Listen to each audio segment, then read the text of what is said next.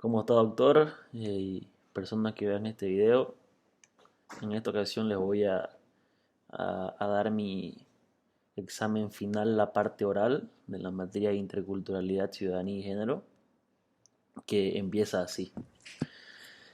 ¿En qué nos afectaría como seres humanos que por cualquier causa desapareciera la cultura? En otras palabras, ¿de qué nos sirve sea para vivir o convivir? Nos interesa especialmente que resalte su relevancia para la sociedad, si hubiese alguna. Bueno, a esto es lo que yo respondo, que dejando a un lado que es casi imposible que la cultura como tal desaparezca, ya que la cultura es el conjunto de conocimientos, ideas, tradiciones y costumbres que caracterizan a un pueblo, a una clase social y o a una época, pero suponiendo la posibilidad que se plantea en esta pregunta, nos afectaría mucho. ¿Por qué? Por el simple motivo que la cultura de una persona hace que uno se sienta identificado con las demás personas que nos rodean en la sociedad. ¿Por qué? Porque compartimos la esencia de los pensamientos, las ideas, las tradiciones, las costumbres, etcétera. Entonces, si la cultura desaparece, quiere decir que no habría como que un antecedente histórico de identidad para una sociedad. Entonces habría un problema, se podría decir, global de autoidentificación de las personas, ya que al desaparecer la cultura, viviríamos en una sociedad donde las personas que te rodean simplemente no tienen esa esencia que vos tenés de la manera en cómo vivir, digamos, o sea, como es el caso de la sociedad actual. Entonces, a ver, voy a dar un ejemplo de Bolivia, ya que en Bolivia, según la Constitución, es un estado pluricultural también, entonces por eso me voy a basar como tal en la sociedad cruceña y no en la boliviana. Yo me siento identificado con esa idea que existe del cruceñismo. Eh, entonces, yo comparto la cosmovisión que tienen todas las personas de Santa Cruz en su esencia. Entonces, y al igual que yo, son la mayoría de las personas que viven, de las personas que viven en esta ciudad que se sienten identificadas con esta cultura, con nuestras tradiciones, con todo lo que conlleva tener una cultura. Entonces, el resultado es que de la cultura es que podamos vivir de la manera más armoniosa posible porque compartimos cierta historia, tradiciones, antecedentes y todo lo demás. Entonces, ¿cómo sería este ejemplo que di sin la cultura? Entonces, los miembros de esta sociedad no tendríamos tradiciones con las cuales uno se siente identificado, simplemente no coincidirían su esencia de su cosmovisión, la mayoría en conjunto. Entonces, con esto no estoy diciendo que todas las personas en la sociedad pensamos de la misma manera, no, eso sería un despropósito, pero en esencia tenemos las mismas tradiciones, las mismas costumbres en las cuales nosotros creemos y las cuales seguimos. Entonces, cabe recalcar también que la importancia de la cultura en una sociedad es importante también en el ámbito de la creación del derecho. Entonces, de modo que la cultura de una sociedad es quien puede definir las costumbres en base a ello, las buenas y las malas costumbres, de tal manera que las malas costumbres pueden estar plasmadas dentro de lo que es el derecho positivo como prohibido. Entonces, si es que no existe cultura, había un quilombo en la hora de ver, digamos, qué es lo que se considera buenas costumbres, malas costumbres. Por ejemplo, en otros países no se ve mal que el tema del aborto, digamos, o el tema de la legalización de las drogas, pero gracias a nuestra cultura, yo apoyo esto, que están prohibidas las drogas, está prohibido el aborto y muchas otras prácticas que en otras culturas esto se ve normal y por lo tanto se acepta, en este caso no. Entonces, la cultura es muy importante para definir todos esos aspectos. A ver, según el filósofo Carlos Vaz Ferreira, un ciudadano tiene dos deberes fundamentales: ocuparse de la política y no ocuparse exclusivamente de la política. ¿Por qué nos resultaría útil esta idea para concebir lo que es la ciudadanía? Además, específicamente con ejemplos, ¿qué implicaría para cada uno de nosotros dar el cumplimiento a lo señalado por ese pensador? Bueno, para entender esto debemos tomar como noción lo que es la identidad sociopolítica del ciudadano, que en su concepción jurídica es el estado del individuo con derechos políticos. Acá uno dirá que el ciudadano tendrá únicamente derechos políticos y según su enfoque el ciudadano será un actor central en la consideración de los asuntos públicos.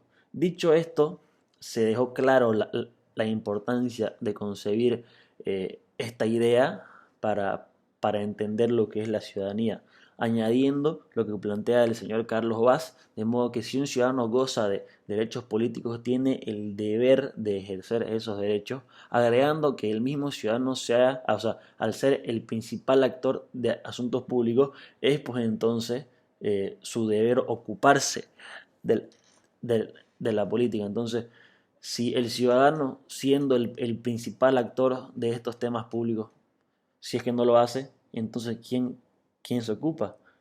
Entonces, la prueba más clara de esto y la más básica, sin ir a que el ciudadano toma cargos públicos, políticos, ya la presidencia y todo lo demás, es el simple hecho de que el ciudadano al ejercer su voto ya de alguna forma se está ocupando de los asuntos de la política del país.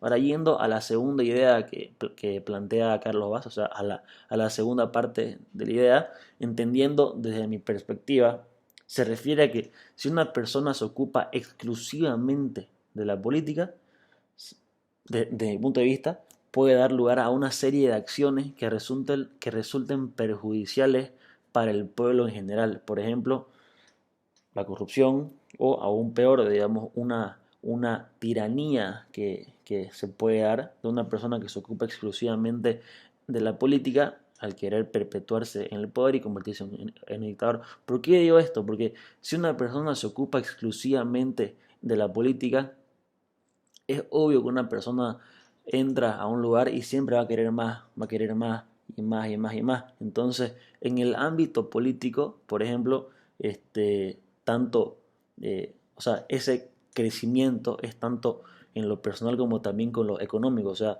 los sueldos dentro del Estado siempre son los mismos, obviamente, obviando el tema de la corrupción. Entonces, una persona que se dedique exclusivamente para la política, se podría decir que los sueldos son bien básicos en el aparato estatal, obviamente sin tocar el tema de la corrupción, pero una persona siempre va a querer más, va a querer ganar más, va a querer ganar más, más y más. Entonces, eso tampoco está bien, no está bien. Y lo que va a resultar es que como la persona no puede ganar más, entonces, ¿qué hace?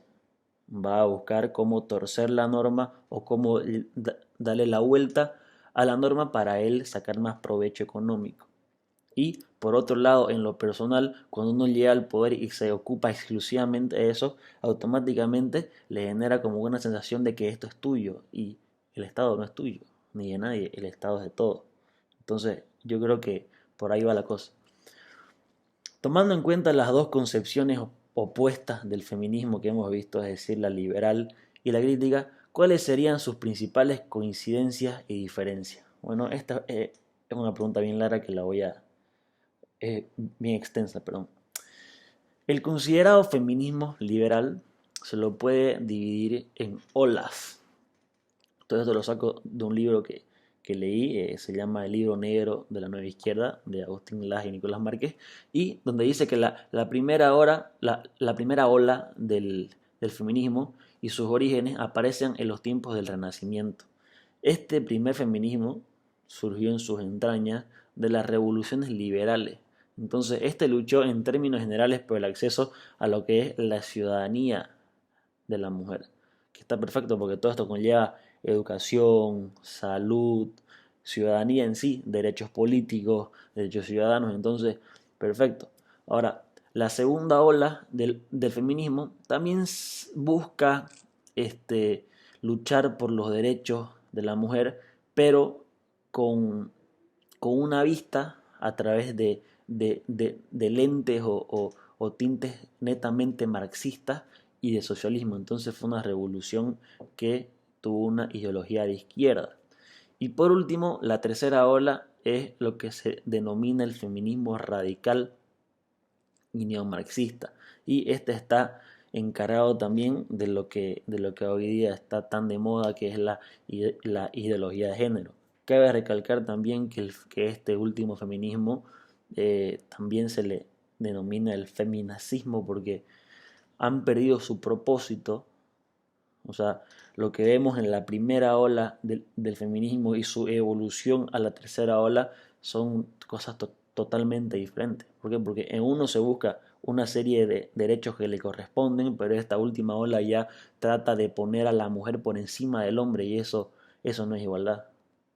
Entonces, por otro lado, el feminismo crítico busca identificar y atacar a las diversas opresiones de parte del sistema del establishment contra la mujer. Entre ellas está la desigualdad dentro del mercado laboral. Sin embargo, esta rama del feminismo se ha centrado en identificar al mayor que abusa del Estado de las mujeres del mundo.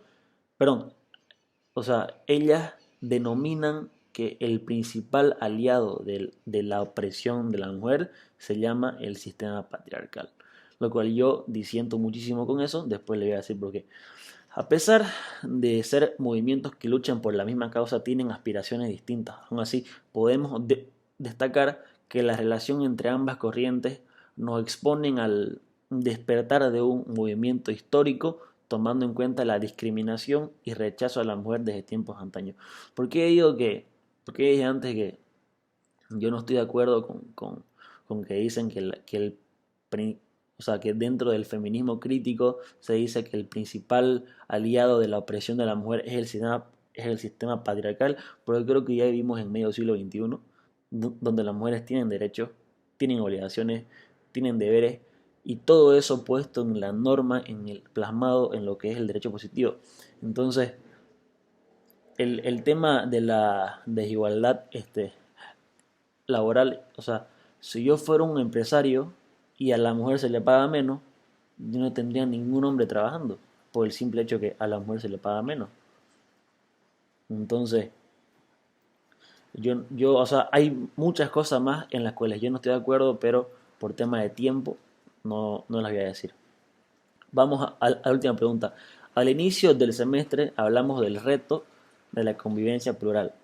Y ya concluyendo nuestra experiencia, conviene preguntar, ¿cuáles son los principales obstáculos culturales, políticos y de género que impiden una convivencia razonable en nuestros tiempos? Puede responder desde el punto de vista local, nacional o mundial. Bueno, empezando, lo que yo respondí aquí está enfocado en el punto de vista local, nacional, pero es un problema global. Entonces, para mí la principal barrera que existe en la sociedad que impide llegar a una convivencia perfecta, o por lo menos cercana a ella, porque no hay un perfeccionismo en nada en la vida, es la poca tolerancia a la diferencia en el pensamiento de las personas.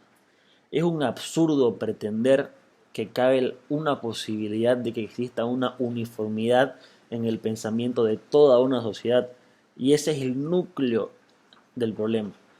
Al tener una pluralidad de pensamientos, quiere decir que todas las personas consideran lo bueno y lo malo desde una perspectiva diferente, y eso causa que existan sectores marcados dentro de la misma sociedad.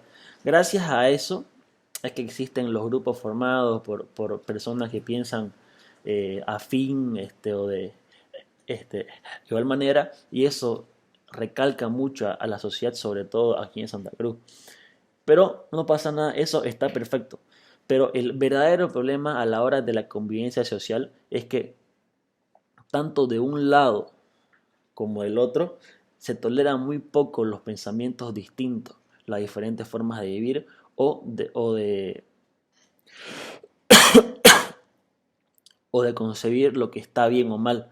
Entonces, este punto último que acabo de tomar es un problema mundial, no solamente nacional, pero la diferencia es que los bolivianos todavía somos una sociedad primitiva en comparación con las sociedades de países más desarrollados, entonces es por eso que ese problema resalta más en esta sociedad. Es impresionante cómo no podemos concebir ni respetar, digamos, por ejemplo, que en el occidente del país, por más que yo no esté de acuerdo con la mayoría de, de sus ideas, su cosmovisión y todo lo demás, piensan de una manera totalmente diferente y viceversa. O sea, en el occidente no conciben la cultura que tenemos aquí en el oriente. Y eso es porque tenemos una manera muy diferente de concebir la vida y en sí la manera de vivirla. Y eso está totalmente ligado a la cultura de una sociedad, a los antecedentes históricos y todo lo demás. Es por eso que también es tan importante la cultura y entenderla. Ahora, creo yo que o sea, esto lo que dije fue el principal problema, pero por otro lado existen cuestiones como los pésimos gobiernos que nos han tocado, que por mucho tiempo se encargaron de crear una barrera entre Oriente y Occidente.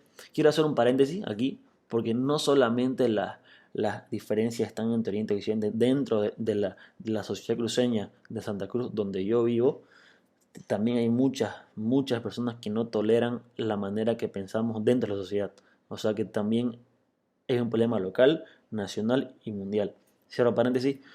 Bueno, otra cuestión que divide es la ideología política de las personas. Ahora más que nunca podemos verlo. Hace poco fueron las elecciones presidenciales en nuestro país, una buena oportunidad donde la sociedad demostró una vez más la falta de evolución que tenemos. Al pelearse entre todos por un candidato que seguramente no conocen personalmente, pero que se sienten identificados por lo que plantea su partido político. Pero lamentablemente para muchos, que yo lo vi mucho dentro de las redes sociales, si no pensás como yo pienso, hay que calificarte como un enemigo. Esa es la manera de pensar que tienen muchas personas aquí. Y no, esto no tiene por qué ser así, o sea, uno tiene que respetar lo que las otras personas piensan, al igual que todos los demás tienen que respetar la tuya. Entonces, si una persona no piensa diferente, perdón, si una persona piensa diferente a lo que vos pensás, no hay lío. Todos somos diferentes, todos tenemos ideas diferentes, todos tenemos filosofía diferente. Entonces, no porque él piense diferente a vos quiere decir que sea una mala persona. Y hay un hilo muy delgado en esto que estoy diciendo, porque hay ideologías políticas que sí tienen un fin maligno, pero no va por ahí. Lo que voy es en lo general, en la esencia de las cosas. Esto fue todo. Espero les haya gustado, doctor, y todos los demás que vieron este video. Muchas gracias.